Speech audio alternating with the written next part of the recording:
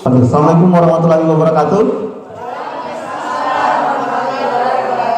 Ya, terima kasih Bapak Ibu sudah meluangkan waktunya. Yang terhormat Ibu Kepala SMP Negeri 8 Toli-Toli, yang dalam hal ini diwakili oleh Ibu Asmini.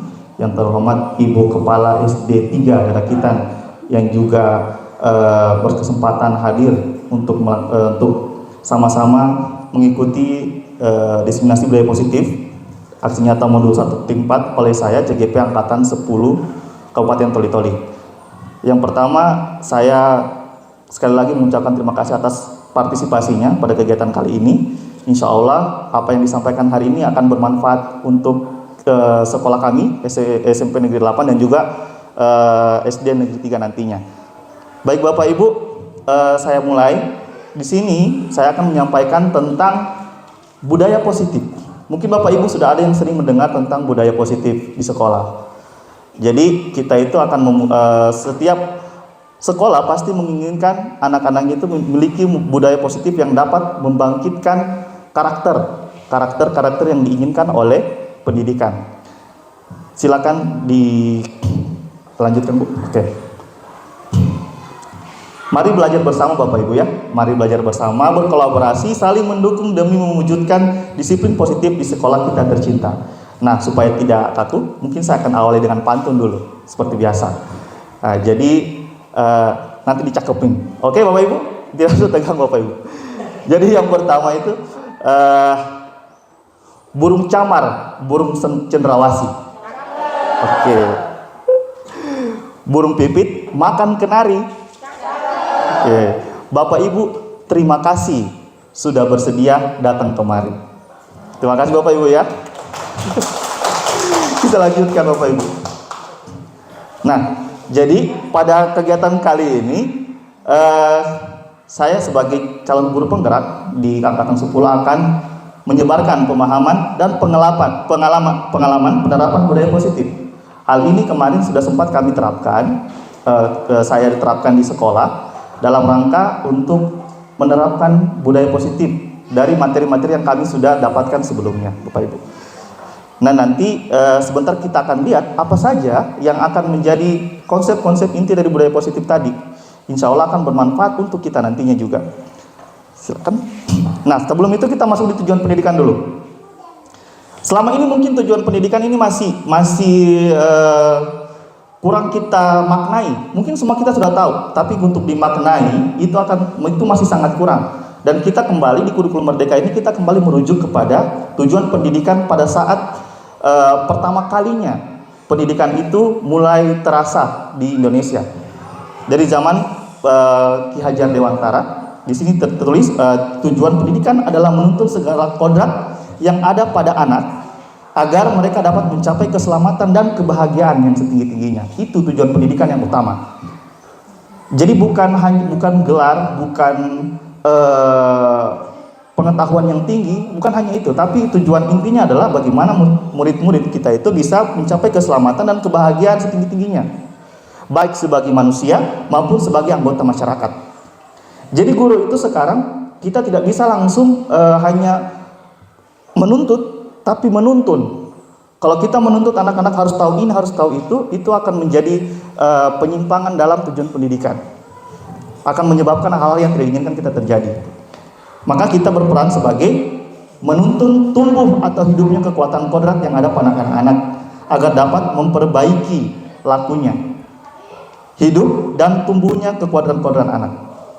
Jadi kita itu hanya menuntun. Ibaratnya kalau dalam istilahnya Ki Hajar Dewantara itu kita sebagai petani yang menyiapkan lahan dan pupuk yang subur untuk padi.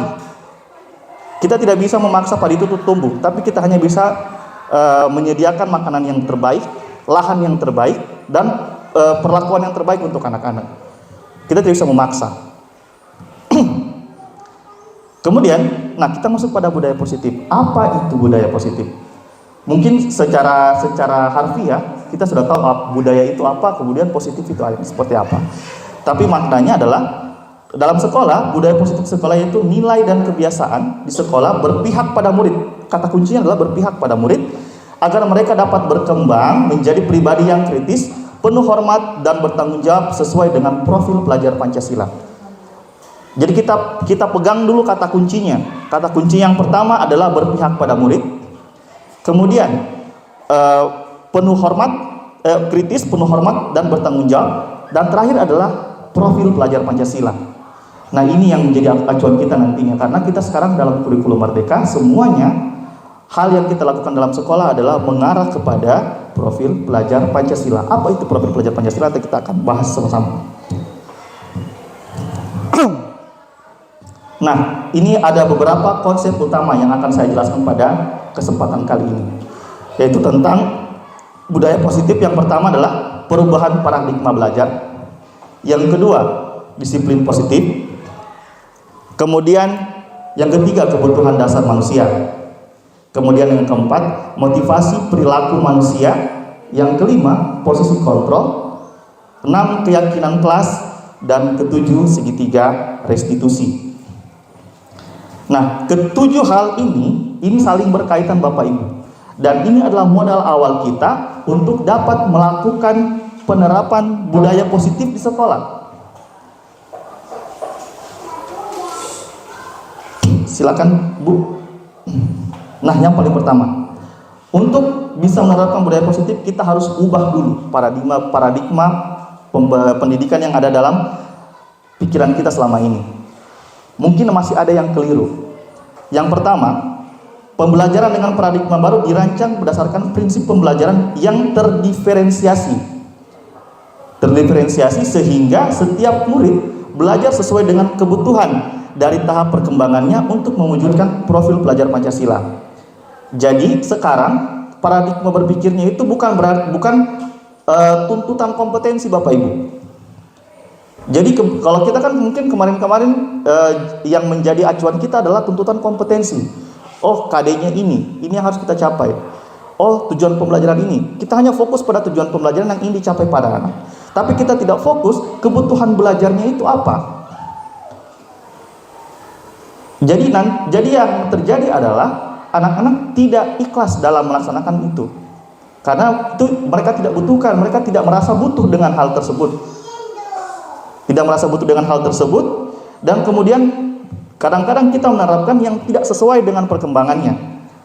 Kita menerapkan hal-hal atau perlakuan kepada anak, tapi sebenarnya anak itu belum siap untuk menerima tersebut. Kalau misalnya kayak di SD atau kayak kalau di SD mungkin kita belum bisa terlalu keras, karena tahap perkembangannya itu belum sesuai untuk dikerasi. Atau di SMP kita juga tidak bisa terlalu lunak, karena jangan sampai anak-anak itu tidak bisa dibuat lembut, atau dia lebih senang dengan pembelajaran yang kompetitif misalnya. Makanya kita harus bisa fleksibel dan menyesuaikan hal tersebut. Jadi makanya kenapa kita sering sekarang mengadakan namanya tes diagnostik kognitif maupun non kognitif. Nah, yang kedua, disiplin positif. Nah, untuk menemukan budaya positif, terutama yang paling inti adalah disiplinnya dulu. Karena untuk membentuk sebuah budaya itu harus dilakukan secara disiplin. Dalam budaya kita, makna kata disiplin dimaknai sesuatu yang dilakukan seseorang pada orang lain untuk mendapatkan kepatuhan. Kita cenderung menghubungkan kata disiplin dengan ketidaknyamanan. Nah, ini yang sering terjadi kan Bapak Ibu ya. Ini kan sering terjadi di kita. Disiplin itu berarti harus patuh. Dan itu pasti cenderung dengan tidak nyaman. Makanya ini harus kita rubah. Sebagai pendidik, tujuan kita adalah menciptakan murid yang memiliki disiplin diri sehingga mereka bisa berperilaku dengan mengacu pada nilai-nilai kebajikan universal dan memiliki motivasi intrinsik bukan ekstrinsik. Ini juga sangat penting Bapak Ibu. Motivasi intrinsik itu yang dari dalam diri, motivasi ekstrinsik itu yang berasal dari luar diri. Kebanyakan sekarang kita mengajarkan kalau dengan anak-anak itu karena takut atau karena takut tidak diberi nilai, takut tidak diberi penghargaan, tapi bukan karena kemauannya sendiri. Hal-hal tersebutlah yang menjadi PR kita semua, karena kita harus berusaha menimbulkan motivasi intrinsik dari dalam diri anak-anak. Kemudian yang berikutnya, disiplin positif merupakan salah satu cara penerapan disiplin yang bertujuan untuk menumbuhkan kesadaran serta memberdayakan murid untuk selalu melakukan sesuatu tanpa sogokan, ancaman, ataupun hukuman. Jadi bagaimana caranya tanpa hal itu semua peserta didik atau murid bisa atau mau untuk belajar? Itu yang menjadi PR utama. Benar Bapak Ibu ya? Itu yang sulit bagi kita kan? Itu sangat sulit bagi kita untuk menumbuhkan hal tersebut. Yang berikutnya adalah, nah, ini juga menjadi salah satu kunci dasarnya. Untuk kita bisa memberikan perlakuan dan anak-anak tersebut bisa menerimanya, yang paling pertama harus kita pahami adalah apa kebutuhan dasar. Kita tidak tahu, bisa saja ada kebutuhan dasarnya yang belum terpenuhi yang bisa menyebabkan dia itu tidak mau berbuat. Maka kita harus tahu dulu, kita harus punya bekal pengetahuan apa itu kebutuhan dasar manusia. Kebutuhan dasar manusia itu ada 5 Bapak Ibu. Yang pertama itu kebutuhan bertahan hidup. Kalau ini sudah terpenuhi, barulah kebutuhan cinta dan kasih sayang. Barulah kebutuhan penguasaan, kebutuhan kebebasan, dan terakhir adalah kesenangan. Jadi kita cek, kita harus bisa mengetahui kebutuhan dasar mereka apakah sudah terpenuhi. Minimal 4 dulu yang sudah terpenuhi. Kebutuhan bertahap, cinta kasih sayang, penguasaan, dan kebebasan dulu. Kalau itu sudah bisa kita penuhi, maka insya Allah semua perlakuan yang kita berikan kepada anak itu akan masuk dan berkesan untuk mereka. Dan mereka ikhlas menerimanya. Dan akan bermanfaat untuk mereka nanti. Jadi kita harus cek dulu. Ini yang paling penting. Kalau sudah terpenuhi, barulah kita kasih perlakuan. Karena kadang-kadang kalau anak dalam keadaan, kita saja, tidak usah anak-anak, kita saja kalau ada kebutuhan kita yang belum terpenuhi, kebutuhan dasar kita yang belum terpenuhi, pasti kita merasa ada yang kurang, ada yang tidak maksimal dalam perlakuan sesuatu, dalam melakukan sesuatu. Apalagi murid, gitu kan? Baik Bapak Ibu, kita lanjut. Nah, setelah kita tahu kebutuhan dasarnya, kita harus identifikasi lagi motivasi perilaku manusia. Apa saja sih sebenarnya yang termasuk motivasi? Dan ini semua terjadi pada setiap individu, baik itu murid ataupun guru. Yang pertama, motivasi yang sering muncul itu adalah pertama menghindari ketidaknyamanan atau hukuman. Kita menghindari ketidaknyamanan hukuman. Kalau motivasinya masih level itu, berarti harus ada yang diperbaiki. Contohnya, murid melakukan disiplin karena dia takut dihukum. Ini merupakan motivasi ekstrinsik, motivasi yang berasal dari luar. Hanya karena takut dihukum, dan ini akan kurang berkesan, akan kurang bermakna untuk anak-anak. Kemudian yang kedua adalah mendapat imbalan atau penghargaan dari orang lain. Nah, ini kan paling lazim di kita kan? Motivasi mau kerja tugas, nanti kalau ada hadiahnya. Mau dapat bintang kek, mau dapat reward kek, atau mendapat snack. Ketika kita berikan penghargaan, baru anak bisa bekerja atau bisa mau belajar. Nah, itu tipe motivasi yang kedua. Kemudian yang ketiga, nah ini yang kita kejar, motivasi dari dalam diri anak-anak Bapak Ibu. Jadi ketika dia sudah bisa menghargai dirinya sendiri, kemudian dia tahu nilai keunggulan dalam dirinya itu apa. Misalnya dia bertanggung jawab. Dia sudah bisa tahu kalau dia itu bertanggung jawab. Dia menjunjung tinggi nilai-nilai kebajikan yang ada dalam dirinya. Ketika dia sudah memiliki hal tersebut, maka insya Allah dia sudah punya dorongan yang kuat untuk bisa menjadi lebih baik. Jadi sudah dua hal tadi kan yang kita butuhkan adalah kita tahu kebutuhan dasarnya, kita bisa identifikasi motivasinya, atau kita bisa tumbuhkan motivasi yang ketiga ini. Bapak Ibu, kita lanjut. Nah, ini konsep disiplin dengan identitas gagal. Nah, ini mungkin kalau saya waktu belajar materi ini agak sedikit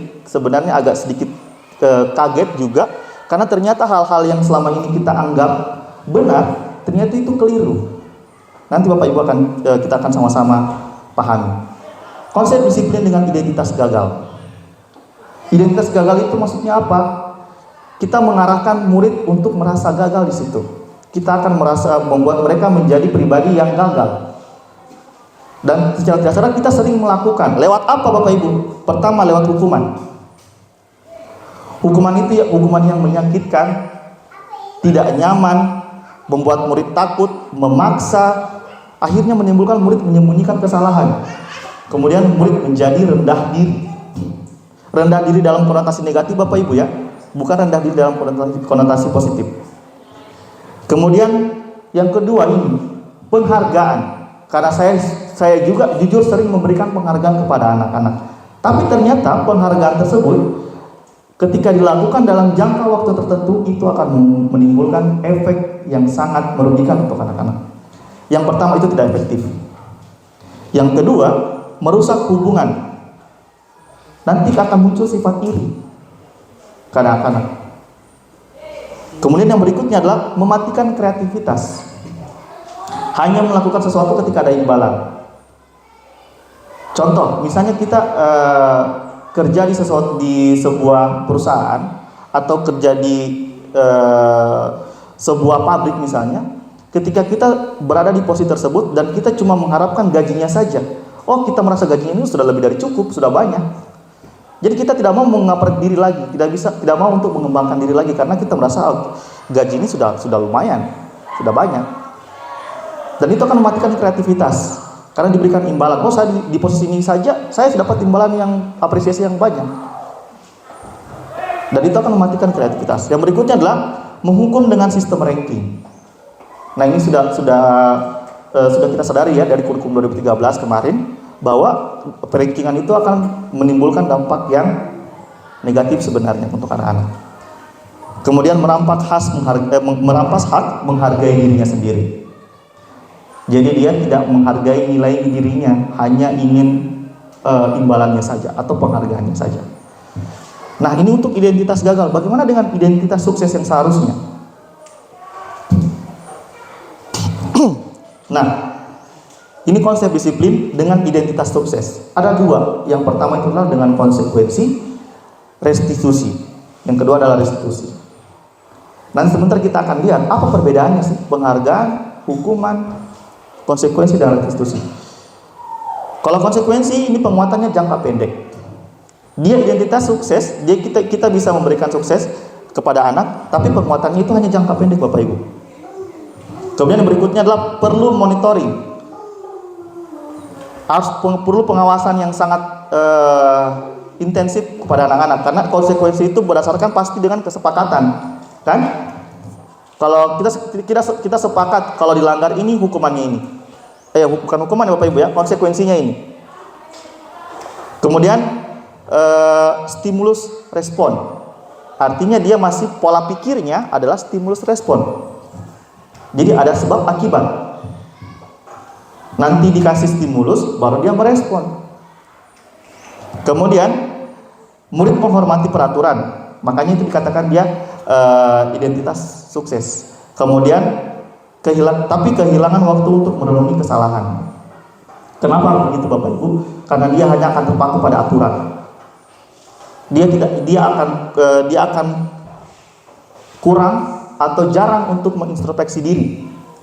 Karena dia pikir saya sudah sesuai aturan ini. Jadi tidak ada lagi keinginan untuk mencari kekurangan dalam dirinya. Tidak ada keinginan untuk berkembang karena saya bilang saya sudah sesuai aturan. Padahal sebenarnya hakikatnya harus terus belajar supaya bisa dapat berkembang juga Bapak Ibu. Nah untuk restitusi, nah inilah tujuan akhir kita untuk budaya positif nanti. Yang pertama adalah murid akan bertanggung jawab untuk perilakunya. Mungkin Bapak Ibu sudah sering dengar kata restitusi. Restitusi itu biasa digunakan untuk ganti rugi biasanya kalau dalam hukum. Tapi kalau ada restitusi dalam pembelajaran kita akan bahas setelah itu. Tapi kita identifikasi dulu ciri-cirinya. Yang kedua adalah fokus pada pemecahan masalah jangka panjang. Kemudian yang ketiga, murid menghormati dirinya dan orang lain. Kemudian dia memegang kendali atas dirinya sendiri, bukan kita lagi. Nanti juga sebentar kita akan bahas tentang apa itu posisi kontrol. Kemudian murid bersemangat memperbaiki kesalahan. Nah ini kan agak berbeda dengan konsekuensi. Kalau konsekuensi itu kehilangan waktu untuk memenuhi kesalahan, tapi kalau kita menggunakan restitusi, kita akan merangsang murid untuk bisa bersemangat memperbaiki kesalahannya. Karena itu kesadarannya akan timbul dari dirinya sendiri, bukan dari kita. Kita hanya sebagai fasilitatornya saja, membuat lingkungannya untuk bisa dia menyadari kesalahan dirinya sendiri. Kita lanjut Bapak Ibu. Nah, ini perbedaan yang 3 hal tadi antara hukuman, konsekuensi, dan restitusi. Ini contoh kasusnya. Hukuman itu biasanya Bapak Ibu, guru menghukum murid tersebut hormat bendera selama 10 menit. Itu hukuman. Ciri-cirinya bagaimana? Pertama, dia tidak nyaman. Pasti selalu tidak nyaman kalau hukuman. Kemudian itu hanya sepihak dari gurunya saja. Belum tentu murid terima. Kita kan tidak, kalau memberikan hukuman tidak pernah tanya, kamu terima enggak hukuman ini? Tidak. Namanya hukuman ya kamu harus lakukan. Kemudian guru marah dan murid menjadi takut. Nah, itu salah satu contoh hukuman. Tapi kalau konsekuensi, guru memberikan konsekuensi untuk mengerjakan PR-nya saat istirahat atau dikerjakan sebanyak 3 kali lipat. Kenapa? Karena konsekuensi dari tidak mengerjakan PR adalah berarti harus mengerjakan PR-nya kan? Atau mengerjakan sebanyak 3 kali lipat. Itu berarti sudah disepakati sebelumnya. Dan murid juga kalau yang sudah disepakati berarti itu dari murid dan juga dari guru. Guru tegas dan murid menghormati peraturan. Kalau restitusi, nah ini, guru menanyakan keyakinan kelas atau keyakinan dirinya dan membantu murid menyelesaikan masalahnya. Jadi kita tidak ada kata menghukum, tidak ada kata memberikan konsekuensi, tidak lagi. Kita sudah tidak fokus pada kesalahannya, tapi kita sudah fokus pada bagaimana caranya supaya masalah ini selesai dan anak bisa berubah. Kemudian yang berikutnya adalah guru terbuka dan murid menghormati dirinya dan orang lain. Nah, yang paling penting dari sini Bapak Ibu saya tekankan, kita harus mulai sekarang mengurangi ego kita sebagai guru. Kita harus sudah bisa lebih legowo untuk lebih memperhatikan kebutuhan murid daripada apa yang kita inginkan untuk mereka. Baik, kita lanjut Bapak Ibu. Nah, ini tabelnya Bapak Ibu ya. Ini tabelnya tadi. Identitas gagal itu hanya pada hukuman. Kalau identitas sukses itu ada pada konsekuensi dan restitusi. Bisa diamati Bapak Ibu. Kalau hukuman itu pasti menyakitkan, tidak nyaman, korban mendapatkan keadilan atau murid tersakiti. Kemudian kalau konsekuensi itu memang sesuatu yang harus terjadi karena sudah disepakati biasanya. Kemudian masih tidak nyaman juga, tapi cuma dalam jangka waktu pendek. Kemudian murid atau anak tidak dibuat nyaman, sama saja dengan hukuman. Tapi kita mengarahnya ke sini Bapak Ibu. Kalau restitusi, kita bukan memberikan satu doktrin kepada anak, tapi merupakan pilihan. Kita berikan pilihan kepada mereka. Kemudian menguatkan murid untuk jangka panjang. Jadi kita tidak perlu lagi berulang-ulang misalnya. Karena kita kalau dia sudah mulai dalam dirinya sendiri, itu akan bisa tertanam dan itu jangka waktunya bisa lama. Kemudian murid akan mendapatkan penguatan. Nah, ini tabel sebenarnya cuma ringkasan dari apa yang kita sudah jelaskan tadi. Nah, ini kesimpulannya Bapak Ibu. Berdasarkan bagian di atas, kita bisa menyimpulkan bahwa hukuman itu bersifat tidak terencana atau tiba-tiba. Dan biasanya hukuman juga itu tidak sesuai dengan apa kesalahannya. Contoh, anak terlambat dihukum. Nah, ini masih sering kita lakukan kayaknya juga. Anak terlambat dihukum cuci WC. Nah, itu kan tidak sesuai dengan kesalahannya. Atau anak yang tidak mengerjakan PR dijemur misalnya. Karena itu kan sebenarnya tidak sesuai. Kemudian hukuman bersifat satu arah, itu tadi hanya dari gurunya saja, belum tentu anak terima. Dan itu yang akan menjadi goresan dalam hatinya. Ini saya tidak terima, kenapa saya seperti ini? Tapi karena dia murid, dia terpaksa menerima. Kemudian hukuman yang diberikan berupa fisik, atau psikis, dan pasti anak-anak tersakiti. Bisa juga dalam perbuatan atau bisa juga dalam kata-kata. Jadi kita sudah mulai menghindari yang ini Bapak Ibu. Karena sekarang dampaknya sangat-sangat besar untuk masa depan anak-anak itu sendiri. Mungkin belum terasa hari ini, tapi itu akan berdampak di jangka waktu tertentu. Dia akan mulai pada titik jenuh dirinya dan itu akan merubah karakternya secara tidak sadar karena sering dihukum. Oke, Bapak Ibu kita lanjut. Nah, kita tes Bapak Ibu, kita berlatih. Jadi nanti Bapak Ibu silakan menyampaikan pendapatnya Bapak Ibu ya. Nah, ini tindakan gurunya. Kita akan membedakan ini hukuman atau konsekuensi. Yang pertama Bapak Ibu, mencatat 100 kali dalam buku kalimat saya tidak akan terlambat lagi karena terlambat sekolah. Kira-kira ini hukuman atau konsekuensi? Silakan Bapak Ibu, hukuman atau konsekuensi? Kalau menurut Ibu ini hukuman atau konsekuensi Ibu? Hukuman ya? Oke, kita cek Bapak Ibu, kita cek. Silakan lanjut. Kita cek berikutnya. Hukuman ya. Kenapa? Kenapa dia hukuman? Padahal di sini kalau melihat saya tidak akan terlambat menulis kalimat saya tidak akan terlambat lagi dengan terlambat. Kalau secara kasat mata ya sesuai konsekuensi berarti. Tapi kenapa dia menjadi hukuman? Karena ini 100 sekali. Ini akan membuat anak tidak nyaman dan juga dia pasti merasa capek. Ya. Itu kan membuat capek, maka dia termasuk dari hukuman. Yang berikutnya, lari mengelilingi lapangan basket 2 kali karena terlambat hadir sekolah. Konsekuensi atau hukuman? Kalau menurut Ibu Wasmi ini konsekuensi. Kalau Ibu Sanita apa tadi? Hukuman. Oke, kita cek sama-sama Bapak Ibu. Nah, ternyata dia masih pada masuk pada hukuman. Kita harus pahami kata kuncinya Bapak Ibu. Kenapa dia masuk hukuman? Karena dia pertama tidak ada hubungannya dengan terlambatnya suruh lari. Kemudian larinya itu bisa meskipun hanya 2 putaran Bapak Ibu, itu lumayan. Kalau lapangannya besar, ya itu akan membuat capek. Jadi kita harus mulai sekarang bisa mengidentifikasi supaya nanti ketika kita memberikan perlakuan pada anak-anak jangan sampai itu merupakan hukuman. Konsekuensi mungkin sedikit-sedikit tipis-tipis masih boleh, tapi kalau untuk sudah hukuman itu kita paling hindari. Yang berikutnya, push up 15 kali karena tidak menggunakan masker ke sekolah. Jelas ini hukuman Bapak Ibu ya. Kita cek. Nah, hukuman ya. Karena ya saya saja push up kalau 15 kali juga berasa, apalagi anak-anak ya. Menggantikan kertas tugas teman yang telah dicoret-coret. Konsekuensi, kita cek sama-sama. Iya, konsekuensi ya. Karena itu akibat dari tindakannya yang merugikan temannya. Oke, tidak melibatkan fisik juga ya. Lanjut. Membersihkan tumpahan air di meja tulis karena tersenggol pada saat belajar. Oke, konsekuensi. Oke, betul konsekuensi Bapak Ibu ya. Murid disuruh mengenakan sepatu seharian di sekolah karena tidak mengenakan sepatu hitam.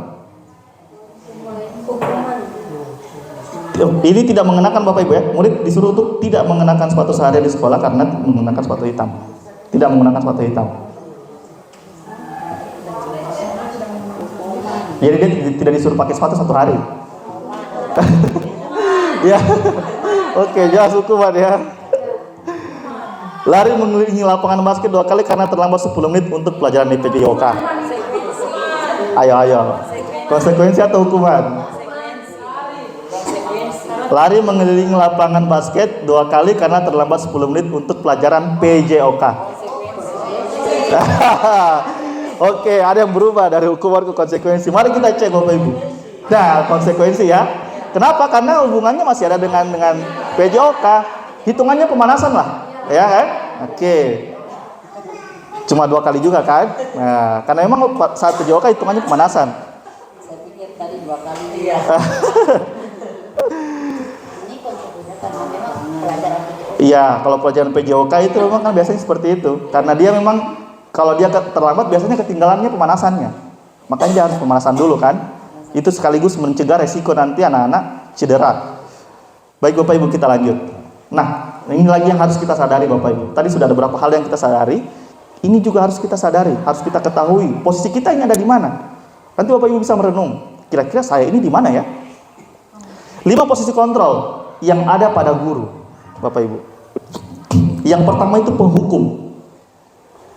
posisi penghukum. Yang kedua, pembuat merasa bersalah. Kemudian yang ketiga itu posisi sebagai teman. Yang keempat, pemantau dan manajer. Nanti kita akan cek satu-satu, apa maksudnya penghukum ini. Nah, ini pasti nanti bisa dicek sendirilah Bapak Ibu ya, sadari. Posisi kontrol ini masih diterapkan oleh beberapa guru dengan anggapan hukuman mempercepat penyelesaian masalah tanpa memikirkan dampak buruk untuk anak-anak. Ini masih mungkin sering kita lakukan, tapi kita tidak sadar bahwa ini berdampak buruk untuk mereka.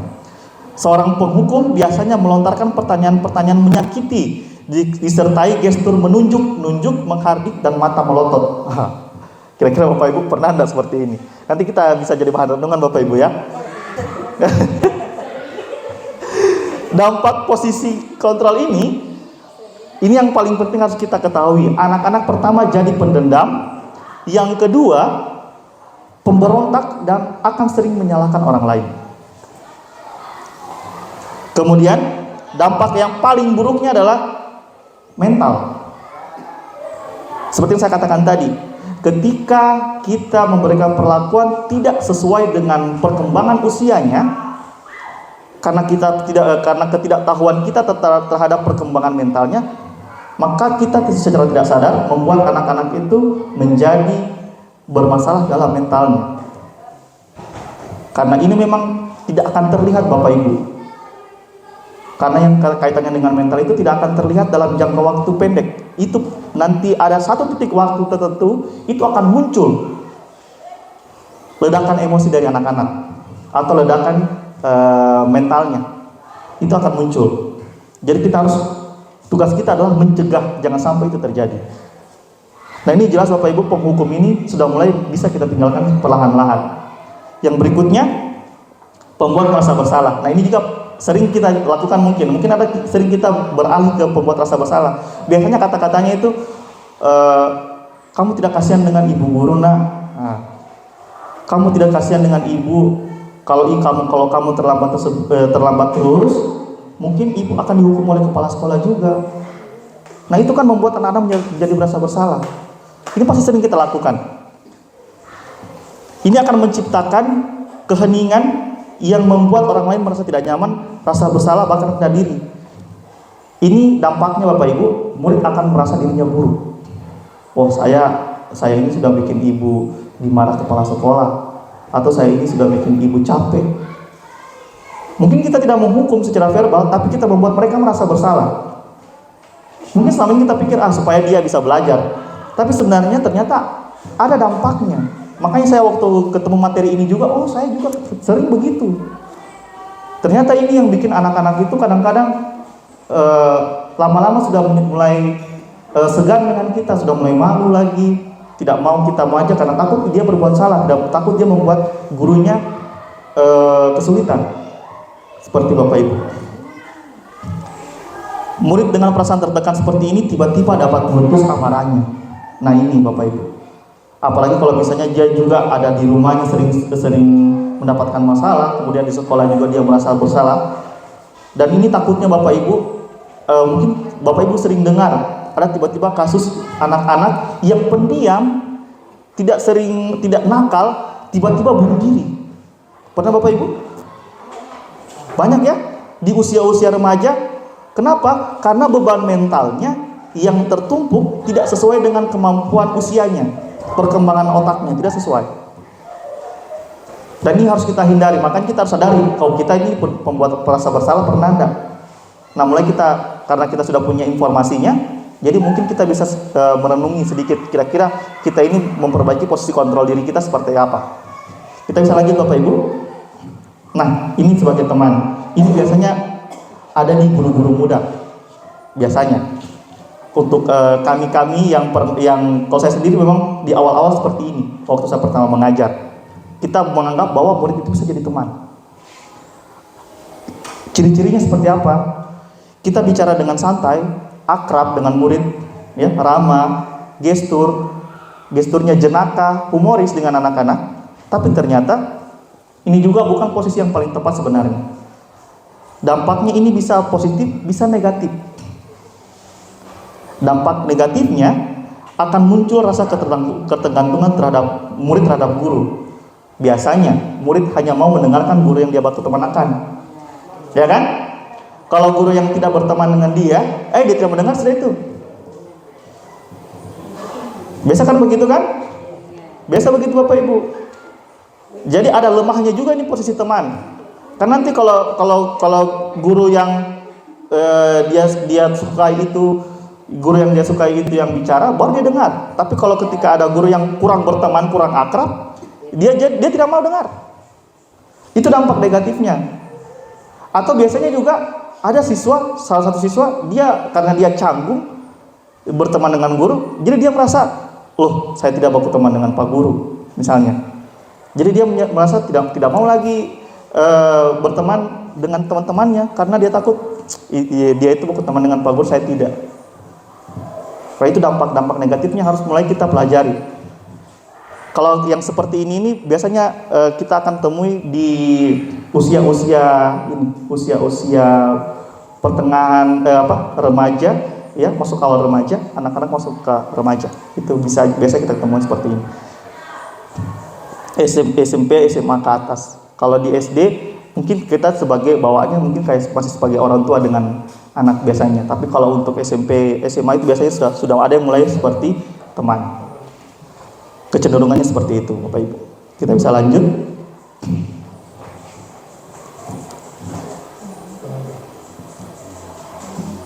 Oke, posisi pemantau. Nah, yang bagaimana posisi pemantau ini? Posisi pemantau ketika mengawasi, guru bertanggung jawab atas perilaku murid yang diawasi. Posisi pemantau berdasarkan peraturan dan konsekuensi. Nah, ini guru-guru yang datar, yang tidak ramah, tidak bilang ramah juga tidak, dibilang sangar juga tidak, tapi dia datar. Dia hanya ikut aturan tok. Kalau kau langgar aturan, ini konsekuensinya. Tidak ada pertimbangan lain. Atau bisa dibilang juga guru yang paling objektif. Kalau kau salah, ada konsekuensimu. Tidak ada aturannya. Biasanya dia berdasarkan aturan terus. Tidak dia pikir siapa baku teman atau tidak. Tidak dia pikir ini dia anaknya pintar atau tidak. Ketika anak itu menyalahi aturan, langsung dikasih konsekuensinya. Sebenarnya ini bagus. Di tahap pemantau ini bagus dia. Cuma tetap ada kekurangannya. Seorang pemantau sangat mengandalkan perhitungan, catatan, dan data yang dapat digunakan sebagai bukti atas perilaku seseorang. Akibat dari posisi kontrol ini adalah murid memahami sanksi yang harus dijalankan karena telah melanggar salah satu tata tertib peraturan sekolah. Hanya saja ini tetap masih paradigmanya adalah stimulus respon, Bapak Ibu. Sebab akibat. Jadi hanya berdasarkan itu saja. Kekurangannya apa, Bapak Ibu? Kita belum bisa menimbulkan motivasi intrinsik dari dalam anak. Motivasinya hanya dari luar, aturan dan konsekuensinya. Itu saja. Nah, yang kita kejar adalah yang terakhir, Bapak Ibu, posisi manajer. Posisi manajer ini seperti apa, Bapak Ibu? Posisi di mana guru melakukan sesuatu bersama murid. Kata kuncinya bersama murid. Mempersilahkan murid mempertanggungjawabkan perilakunya, mendukung murid agar dapat menemukan solusi atas permasalahan sendiri. Murid diajak untuk menganalisis kebutuhannya sendiri maupun kebutuhan orang lain. Nah, di sini Bapak Ibu, kalau kita sebagai manajer, kita itu dengan anak-anak memberikan pilihan kepada mereka. Kalau mereka melakukan kesalahan, tindakan kita adalah kita membuat mereka untuk menyadari kesalahanmu apa, nak? Kemudian bagaimana caramu untuk memperbaikinya. Kita tidak lagi membicarakan kesalahanmu kemarin itu begini-begini, konsekuensinya begini, tidak. Kita tidak fokus pada masalahnya lagi. Kita hanya fokus Bagaimana caranya supaya hal ini tidak terulang lagi dan kamu bisa berubah. Nanti setelah ini Bapak Ibu, kalau kita sudah pahami posisi manajer ini, ada tindakannya yang namanya restitusi tadi. Kita akan bisa kombinasikan posisi manajer ini dengan tindakan tersebut. Nah ini Bapak Ibu, ini adalah gambarannya. Tabel di mana kita posisi-posisi kita itu ada di mana dia. Identitas gagal itu ada di penghukum dan pembuat merasa bersalah. Ini harus mulai perlahan dihindari. Dua posisi ini Bapak Ibu. Kalau posisi teman dan pemantau, ini masih bisa kita lakukan karena ini masih masuk pada identitas sukses. Tidak apa-apa Bapak Ibu, kita kadang-kadang beralih jadi teman, pemantau, baru manajer. Tidak apa-apa. Sesuaikan dengan kondisi anaknya. Tapi kita harus targetkan bahwa kita usahakan bahwa kita itu ada di posisi manajer. Supaya apa? Dampaknya jangka panjang. Kalau yang pemantau atau teman ini dampaknya hanya jangka pendek dan masih memiliki kekurangan yang sangat mayor di situ. Kalau di manajer ini sangat minim. Paling yang menjadi perhatian kalau di posisi manajer itu, kita hanya harus mempertimbangkan anak-anak ini sudah bisa untuk diajak berdiskusi atau tidak. Karena kadang-kadang anak-anak yang mungkin berkebutuhan khusus ya, belum bisa kita ajak berdiskusi, mungkin kita bisa ambil dari posisi teman dulu dengan pemantau. Jadi ini Bapak Ibu, jadi kita tujuannya adalah ke posisi manajer. Kita lanjut Bapak Ibu. Nah, ini tadi contohnya, penerapan 5 posisi kontrol. Contohnya misalnya kasusnya murid tidak memakai atribut lengkap saat upacara bendera. Nah, di sini terjadi mungkin Bapak Ibu. Kalau penghukum, patuhi aturan sekolah lalu berdiri depan barisan. Itu. Kalau pembuat merasa bersalah, kata-katanya seperti ini. Berapa kali Pak Guru harus memberitahu kamu? Pak Guru kecewa sama kamu. Itu membuat dirinya akan down, Bapak Ibu. Merasa sangat bersalah sekali. Kalau posisi teman, ayolah yang tertib, buat Pak Guru bangga. Kali ini tindakan apa-apa kamu salah. Dia merasa nanti, oh ini Pak Guru berteman dengan saya, dia tetap memberikan support. Tapi efeknya tadi yang saya jelaskan, dia akan menjadi ketergantungan pada kita. Kalau pemantau, nah ini yang datar, ini orangnya datar. Kamu sudah melanggar dan ini sudah berapa kali? Apa peraturan? Apa konsekuensinya? Itu saja, tidak ada basa-basi. Langsung. Nah, ini kalau manajer kata-katanya seperti ini. Memang mungkin agak kalau awal-awal itu kita agak sulit untuk melakukan hal ini. Untuk membiasakannya pasti sulit. Tapi kita akan mencoba perlahan-lahan Bapak Ibu. Apakah kamu tahu kesalahanmu? Kira-kira bagaimana kamu akan memperbaiki kesalahan ini? Hanya itu saja. Kita membuat anak-anak menyadari kesalahannya, kemudian coba untuk rangsang dia atau misalnya pacu dia untuk memperbaiki kesalahannya. Tapi bukan dari kita yang tentukan kamu harus begini, enggak. Tanya sama dia, apa yang bisa kamu lakukan supaya ini diperbaiki, supaya dia mau bicara sendiri. Misalnya, Pak, saya mau untuk memperbaiki kesalahan ini, saya mau membersihkan kelas. Kalau itu memang dari dirinya sendiri, tidak apa-apa Bapak Ibu. Tidak akan jadi hukuman itu, karena dia yang minta, karena dia yang mau bertanggung jawab atas tindakannya. Oke, kita lanjut Bapak Ibu. Nah, sekarang coba kita renungkan. Kira-kira posisi kita selama ini posisi apa Bapak Ibu? Ada yang pemukul, ada yang pembuat merasa bersalah, ada yang sudah manajer. Mungkin Bapak Ibu selama ini kita kurang karena kita tidak punya informasinya, kita tidak sadar bahwa selama ini saya sudah pernah berbuat seperti manajer. Tapi karena kita belum tahu, jadi kita belum bisa sadar akan hal itu. Mungkin pernah kita lakukan, tapi kita belum tahu. Oh, kalau ini ternyata posisi manajer. Atau misalnya ada juga yang merasa selama ini, saya sebagai teman kayaknya sudah bagus deh, sudah aman. Tapi ternyata ada dampaknya, ada dampak buruknya. Nah, kita akan lanjut ke yang berikutnya Bapak Ibu. Nah, untuk bisa memaksimalkan tadi posisi manajer, kita harus mulai beralih dari peraturan kelas ke namanya keyakinan kelas. Bapak Ibu. Nah, keyakinan kelas ini bedanya nanti sebentar akan kelihatan juga.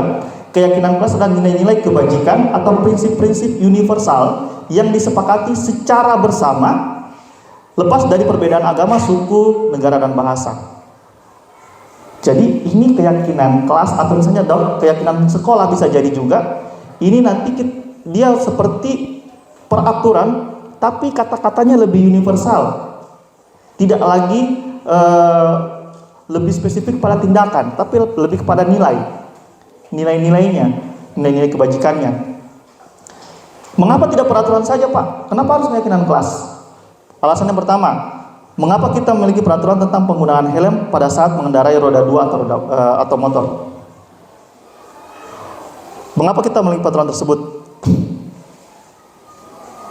Karena kita yakin itu untuk keselamatan atau hanya ikut peraturan saja? Kalau cuma peraturan, yang penting kita pakai, ya sudah. Tapi kalau kita tidak yakin itu menyelamatkan, kita tidak akan pakai. Betul Bapak Ibu? Kalau cuma ikut aturan cuma karena takut sweeping, kita pakai. Tapi kalau tidak ada sweeping kita tidak pakai, berarti kita tidak yakin bahwa itu menyelamatkan kita. Makanya itu juga begitu juga dengan anak nanti. Kalau cuma karena aturan dia mau lakukan, berarti ketika dia aturannya tidak ada, dia tidak akan lakukan hal itu. Di tempat dia berada di tempat saya di rumah, cuma di sekolah dilarang, cuma di sekolah itu yang dilarang, misalnya mengeluarkan kata-kata kasar. Cuma di sekolah dilarang. Tapi karena dia tidak meyakini itu bahwa itu hal buruk, di rumah dia buat, di luar dia buat, karena dia tidak yakin kalau itu salah. Karena dia tahu cuma karena dia tidak melakukan itu hanya karena ada aturan di situ. Jadi makanya kita harus berubah dari aturan ke keyakinan kelas atau keyakinan diri anak itu sendiri. Dan ini harus dikomunikasikan seluruh warga sekolah. Jadi ada gurunya, ada siswanya, ada warga sekolah yang lain, semua harus sepakat tentang keyakinan sekolah atau keyakinan kelas ini. Nah, kita lanjut Bapak Ibu. Nah ini, contoh perbedaannya. Kalau peraturan, misalnya selalu kembalikan buku ke tempatnya. Itu kan sikap, perilaku. Tapi kalau keyakinan kelas, kita fokus pada nilainya. Nilai apa di situ? Nilai tanggung jawab. Harus tahu, siswa harus tahu nilainya apa. Nilainya apa supaya kembalikan buku ke tempatnya. Selama ini kan kita cuma bilang, kasih kembali itu buku ke tempatnya. Dia tidak tahu untuk apa ini. Ternyata ada nilai yang dituju di situ. Nilainya adalah tanggung jawab. Dilarang mengganggu orang lain. Itu kan aturannya. Tapi ternyata yang dituju adalah nilainya adalah menghormati orang lain. Nah seperti ini Bapak Ibu, bisa kita lihat bersama dia punya perbedaan antara peraturan dan keyakinan. Maka kita sudah mulai perlahan-lahan beralih dari peraturan ke keyakinan kelas, supaya anak-anak itu bisa meyakini dirinya sendiri. Nilai-nilai yang ada dalam dirinya bahwa ini penting mereka miliki. Mereka harus punya tanggung jawab. Tidak hanya saja dibilang, oh tanggung jawab itu penting nak. Tapi mereka tidak sadar kalau itu penting. Oke, kita lanjut Bapak Ibu. Nah, ini pembentukan keyakinan kelas. Keyakinan kelas bersifat lebih abstrak daripada peraturan. Tadi kan sudah kelihatan tadi ya perbedaannya.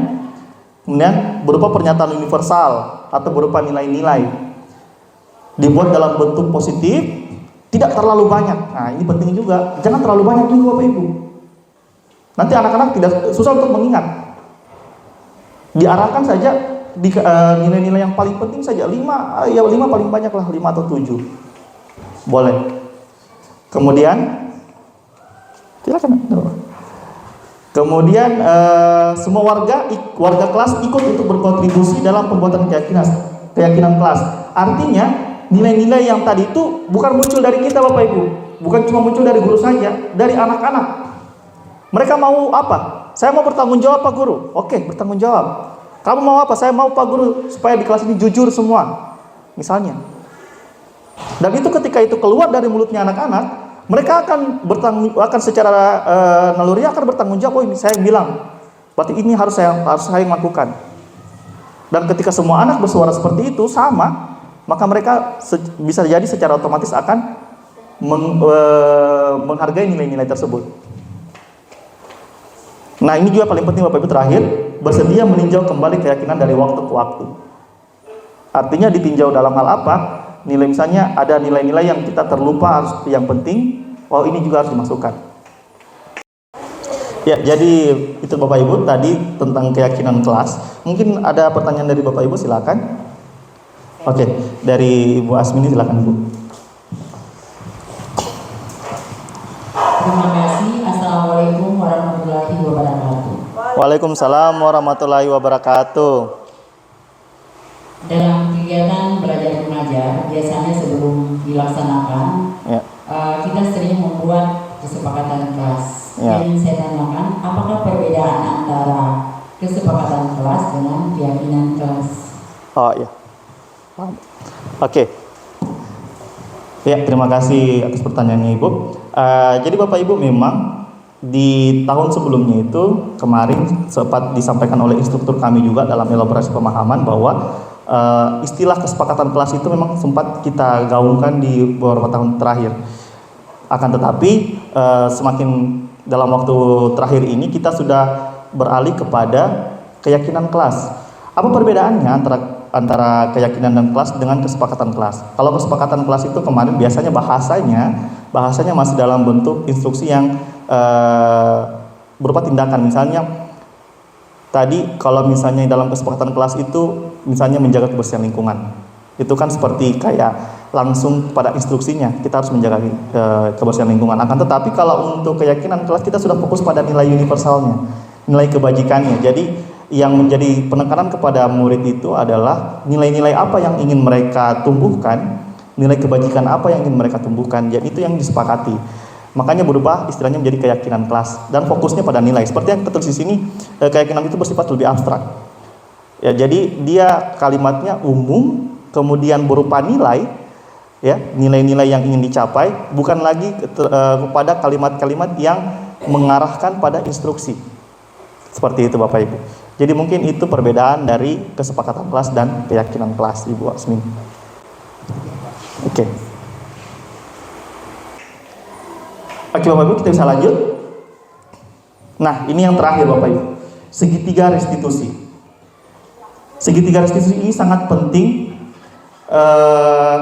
untuk kita lakukan Bapak Ibu, karena ini terkait dengan istilahnya penanganan kepada siswa yang bermasalah.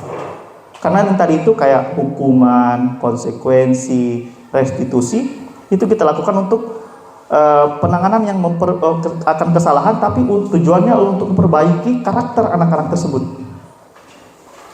Jadi segitiga restitusi. Pertama, ini segitiga restitusi adalah proses menciptakan kondisi bagi murid untuk memperbaiki kesalahan mereka. Seperti yang saya sampaikan tadi. Sehingga mereka bisa kembali pada kelompok mereka dengan karakter yang kuat. Artinya setelah mereka berbuat kesalahan, kita berikan penanganan, kembalinya itu bukan dengan rasa bersalah, bukan dengan rasa benci, bukan dengan rasa marah, tapi dengan rasa, keinginan saya ingin memperbaiki diri. Dia sudah punya karakter yang kuat di situ. Tidak lagi dia bersedih keluar dari ruangan kita misalnya marah-marah, tidak jelas, atau tidak sedih, menangis, tapi dia sudah kembali dengan semangat baru. Saya harus memperbaiki ini. Ternyata saya sudah tahu apa yang akan saya lakukan. Ini melalui restitusi, guru dapat pertama membantu murid menjadi lebih memiliki tujuan positif, serta memulihkan dirinya setelah berbuat salah. Nah itu tadi, memulihkan diri. Ibaratnya kita ini jadi dokter untuk anak-anak kita, bukan bikin tambah sakit, tapi setidaknya memberikan resep yang tepat untuk anak-anak.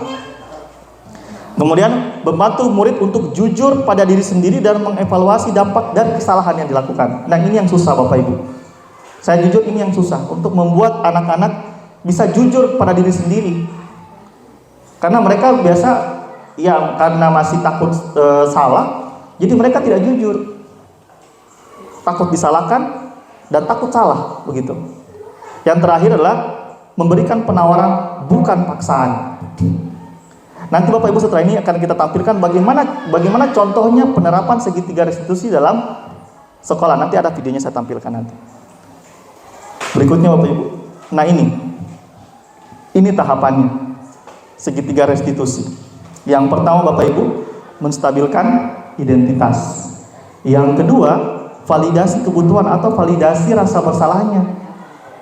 Yang salahnya itu apa? Kita validasi dulu. Dan kita validasi, namanya validasi berarti dari anaknya. Kemudian menanyakan keyakinan. Keyakinan kelas itu artinya setelah, kan sebelum kita melakukan restitusi kita harus punya dulu keyakinan kelas tadi. Kalau sudah punya keyakinan kelas, maka kita akan mudah untuk melakukan restitusi. Makanya tadi saya bilang, dari awal yang tadi itu, mulai dari teori motivasi, penghargaan hukuman, posisi kontrol, sampai pada restitusi ini, itu sangat penting, karena itu berkaitan semua. Tujuannya adalah akhirnya ke sini. Untuk menanamkan budaya positif, kita harus bisa melakukan restitusi. Tapi dengan memahami yang tadi dulu, yang sebelumnya tadi. 6 materi sebelumnya tadi itu harus kita pahami dulu. Nah, kita bisa diklik yang ininya Ibu, diklik yang ini, simbol itu ya. Nah, Bapak Ibu, mari kita simak penerapan restitusi, video tentang penerapan restitusi yang sudah saya lakukan di sekolah, di salah satunya di salah satu siswa yang kemarin melakukan kesalahan dengan 2 kasus yang berbeda, Bapak Ibu.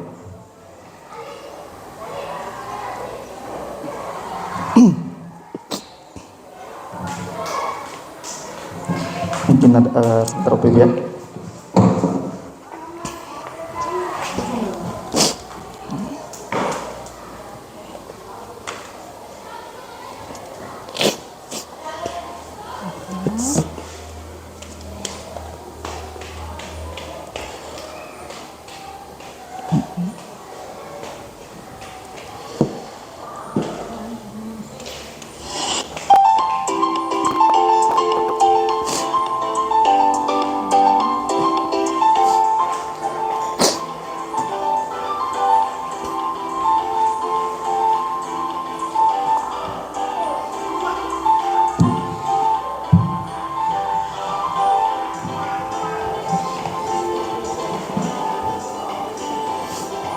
Nah, Bapak Ibu, restitusi adalah proses menciptakan kondisi bagi murid untuk memperbaiki kesalahan mereka yang tadi, sehingga mereka kembali ke karakter yang kuat.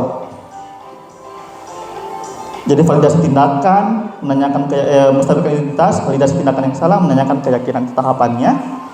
Nah, di sini tahap menstabilkan identitas mengaplikasikan bahwa membuat kesalahan adalah bagian dari proses pembelajaran yang dapat mengubah identitas gagal menjadi identitas sukses yang tadi itu. Kemudian tahap validasi tindakan yang salah dilakukan dengan prinsip bahwa setiap perilaku itu berusaha untuk memenuhi kebutuhan tertentu, dan guru berusaha menjadi proaktif dalam mengenali dan mengakui kebutuhan siswa untuk memperbaiki hubungannya. Itu Bapak Ibu ya. Yang terakhir, menanyakan keyakinan. Siswa diberikan pertanyaan yang bermakna untuk memunculkan motivasi instruksi sehingga mereka dapat mengaitkan keyakinan mereka dengan tindakan yang salah.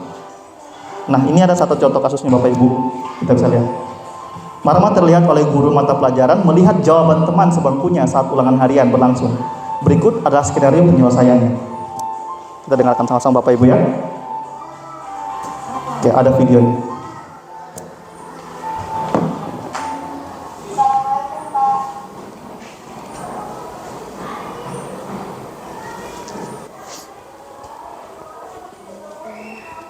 Permisi Pak.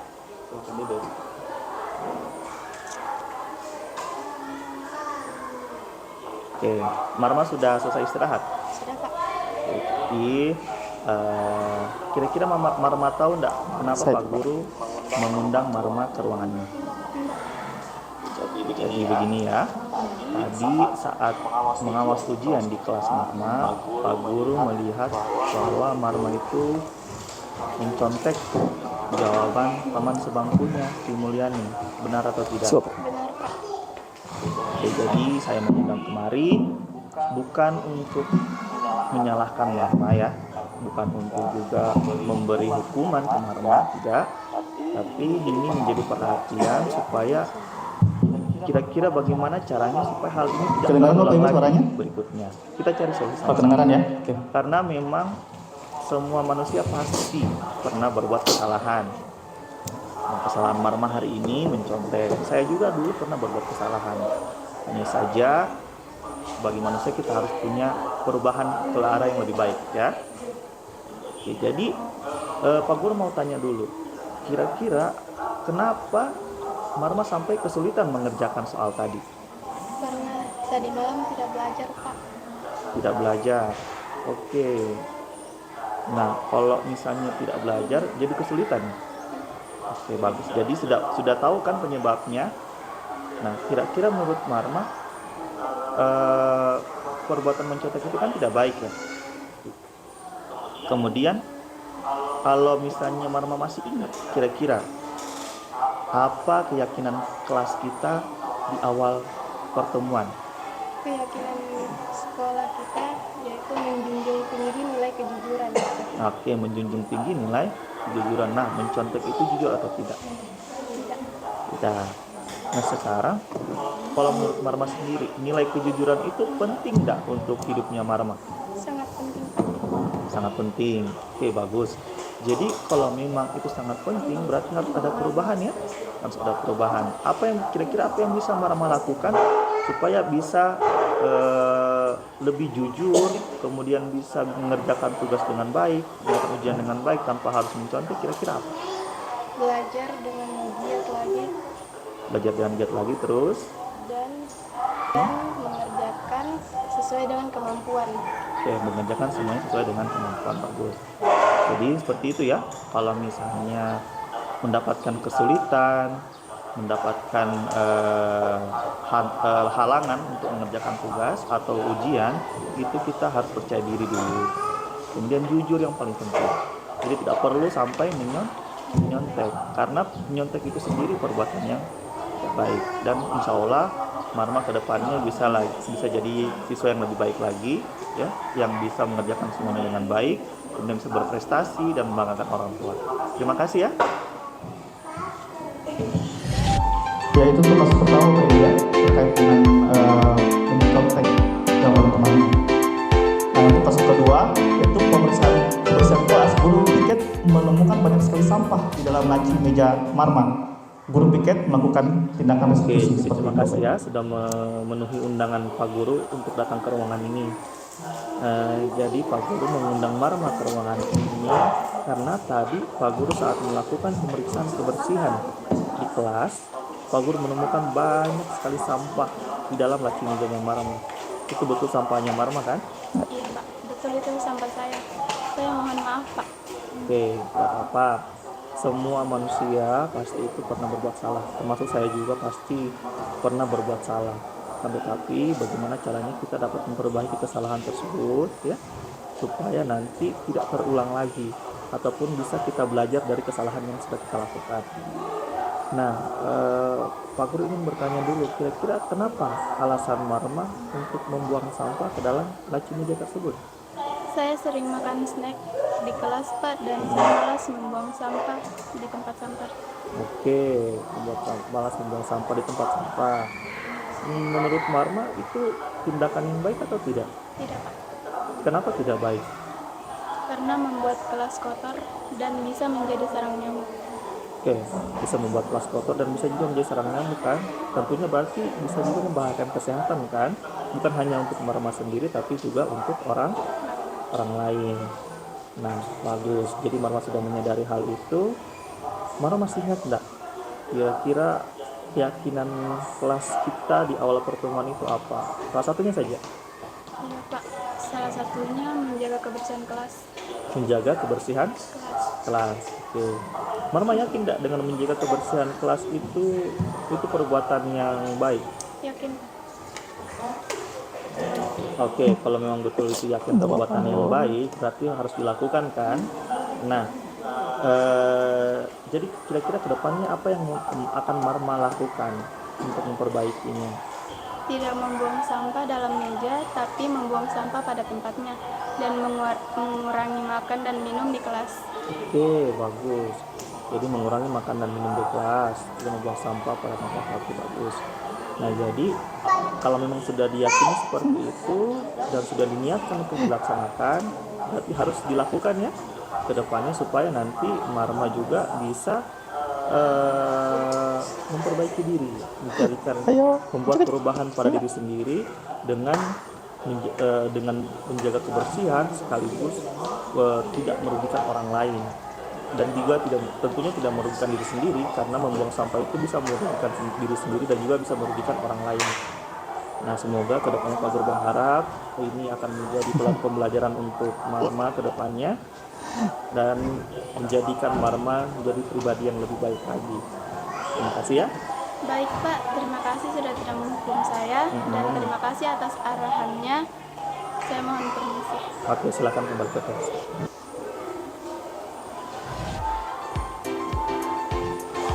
Nah, ini respon anak-anak Bapak Ibu setelah kita lakukan restitusi.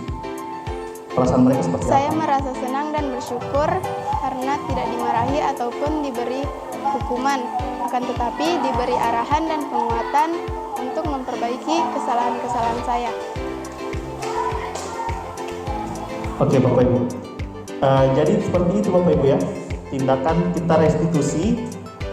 restitusi kita untuk penanganan kasus masalah-masalah yang ada di dalam sekolah. Jadi 3 tahapan utama tadi, kita menstabilkan identitasnya dulu, kemudian kita validasi bahwa tindakannya itu salah, kemudian dengan kesadaran mereka mengingat kembali keyakinan kelas yang sudah dibuat sebelumnya, begitu Bapak Ibu. Nah, oke Bapak Ibu, jadi tadi salah satu contoh penerapan segitiga restitusi yang sudah saya lakukan terhadap murid Bapak Ibu ya. Tadi sudah menyimak videonya. Mungkin ada yang dari Bapak Ibu ingin memberikan pertanyaan, silakan. Oh ya, Ibu Nurmin, silakan Ibu Nurmin. Bismillahirrahmanirrahim. Assalamualaikum warahmatullahi wabarakatuh. Waalaikumsalam warahmatullahi wabarakatuh. Terima kasih atas kesempatan yang diberikan kepada saya. Yang saya akan tanyakan adalah bagaimana cara memaksimalkan proses restitusi pada siswa yang sulit diajak untuk berdiskusi. Terima kasih Pak. Oke, terima kasih pertanyaannya Ibu Nurmin ya, terkait bagaimana caranya kita memaksimalkan proses restitusi itu terhadap murid-murid yang sulit untuk diajak berdiskusi. Nah, memang kalau dalam proses segitiga restitusi ini Bapak Ibu, kita tidak boleh langsung semerta-merta langsung menerapkan. Kita harus mengidentifikasi dulu anak-anak ini sudah pada tahap yang bisa diajak untuk berestitusi atau tidak. Karena memang contoh dalam anak SD itu, di SD itu kan memang mereka masih agak sulit kita untuk diajak berdiskusi. Jadi kita boleh saja mensiasati langsung masuk pada tahapan-tahapan validasi tindakan misalnya. Tidak harus berurutan dari menstabilkan identitas, validasi tindakan ataupun langsung pada menanyakan keyakinan, akan tetapi kita bisa arahkan mereka dari langsung saja ke validasi tindakan yang salah. Akan tetapi tetap kita posisi kontrolnya itu kita bisa sesuaikan. Biasanya kan kita tujuannya adalah posisi manajer. Tapi kalau misalnya untuk anak-anak itu masih susah untuk diajak berdiskusi, kita bisa kembali dulu, misalnya ke posisi teman dulu, supaya mereka bisa diajak berdiskusi, baru kita lakukan restitusi tadi. Jadi kita sesuaikan Bapak Ibu. Memang dalam restitusi itu kita harus banyak mempertimbangkan aspek-aspek tertentu. Contoh memang perkembangan usianya, apakah dia memiliki disabilitas atau tidak. Kita harus tahu dulu sebelum kita melakukan tindakan. Akan tetapi proses restitusi ini memang paling ideal untuk dilakukan secara general. Kalau ada kasus-kasus tertentu, kita bisa melakukan tahapan-tahapan khusus atau kita bisa berikan treatment khusus dengan persiapan yang lebih matang lagi. Seperti tadi mungkin kita beralih dulu. Kalau misalnya kita tadi posisinya manajer, kita kembali dulu kalau misalnya ke teman supaya dia bisa bisa menerima masukan dari kita, bisa mengikuti arahan kita, kemudian kita kembali lagi ke manajer. Kemudian kita bisa juga memberikan restitusi secara bertahap, tidak langsung saat itu langsung kita buat restitusinya, tapi kita secara bertahap. Mungkin kali ini kita buat dulu dia stabil identitasnya dulu. Nanti di tahapan berikutnya baru kita lagi masuk pada validasi tindakannya. Nanti berikutnya lagi baru kita langsung tanyakan keyakinannya. Seperti itu. Jadi bukan berarti tidak bisa diterapkan, cuma kita harus memperhatikan beberapa aspek sebelum melakukan restitusi. Mungkin itu saja jawaban dari saya, Ibu. Terima kasih. Kita kembali ke slide-nya.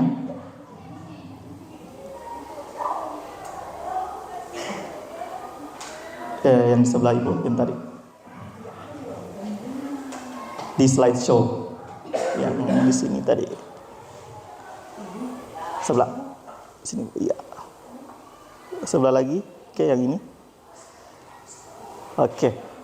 Nah, Kita lanjut Bapak Ibu ke slide berikutnya.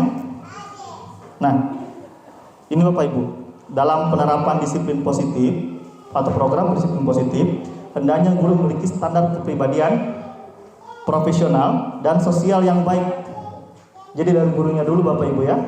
Kemudian di mana guru mampu berefleksi pada posisi kontrol saat ini, bagaimana perjalanan dirinya sebagai seorang among atau posisi manajer tadi yang menuntun murid-murid menjadi insan yang mandiri, merdeka, dan bertanggung jawab Bapak Ibu.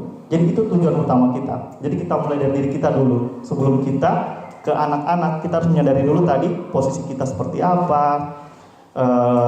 Kemudian kita sebagai manajer itu harus punya kepribadian yang seperti apa, sikap yang seperti apa.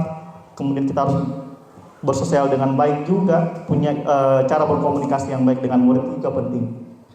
Jadi Bapak Ibu dalam menerapkan budaya positif, hal-hal tersebutlah yang ingin kita tanamkan pada diri kita sendiri. Kemudian kita bisa menerapkan tindakan-tindakan yang sudah kita pelajari tadi kepada murid, sehingga terjadi perubahan karakter yang kuat menjadi budaya positif di sekolah kita. Jadi itu saja Bapak Ibu yang bisa saya sampaikan.